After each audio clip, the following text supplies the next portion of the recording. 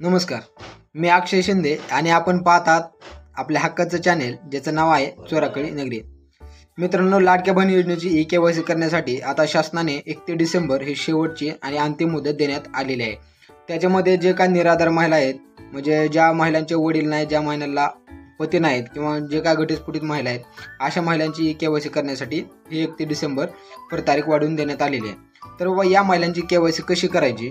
तर बाबा जे काही ह्या घटस्फोटित महिला आहेत, जे काही निराधार महिला आहेत, त्या महिलांचे पहिल्यांदा तुम्हाला त्या महिलांचा आधार नंबर टाकून त्यांचा OTP टाकून तुम्हाला त्यांची जी काय अर्धी केवायसी आहे ती अर्धी केवायसी तुम्हाला पूर्ण करून घ्यायची आहे.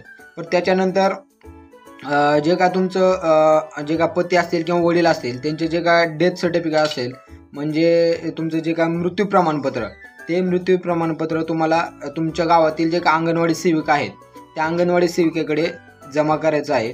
नसेल तर जे काय तुमचं जिल्ह्याला महिला व बालविकास अधिकारी आहेत त्यांच्याकडे तुम्हाला हे डॉक्युमेंट तुम्हाला तिथं जमा करायचे आहेत.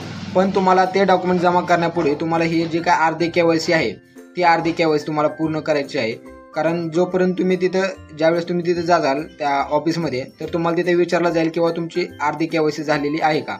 तर तुम्ही पहिल्यांदा जाताना ती अर्धी केवायसी करून जायचं आहे आणि जाताना तुमचं आधार कार्ड, जे काय मृत्यू प्रमाणपत्र आहे ते मृत्यू प्रमाणपत्र वगैरे घेऊन तुम्हाला तिथं जायचं आहे. आणि त्याच्यानंतर जी काय तुमची अर्धी राहिलेली केवायसी आहे ती अर्धी केवायसी तुम्हाला तिथून त्या ऑफिसमधून तुमची तिथं पूर्ण होऊ शकते. तर ही आहे जे काय निराधार महिला आहेत त्यांच्यासाठी. आणि समजा तुमचं जे काय घटस्फोटित आहेत, ज्या घटस्फोटित महिला आहेत, जे तुमचं घटस्फोट जे सर्टिफिकेट आहे ते सर्टिफिकेट तुम्हाला तिथे घेऊन जायचं आहे. समजा जर तुमच्याकडे जे घटस्फोटित जे काय सर्टिफिकेट आहे, समजा ते जर सर्टिफिकेट नसेल, जर तुमचा जे काय कोर्टाचा न्यायालयाचा जो काय कागद आहे, म्हणजे ज्यावेळी तुम्ही घटस्फोट घेतला त्यावेळेस एक कागद असतो, ते तुम्हाला तिथे घेऊन जायचं आहे.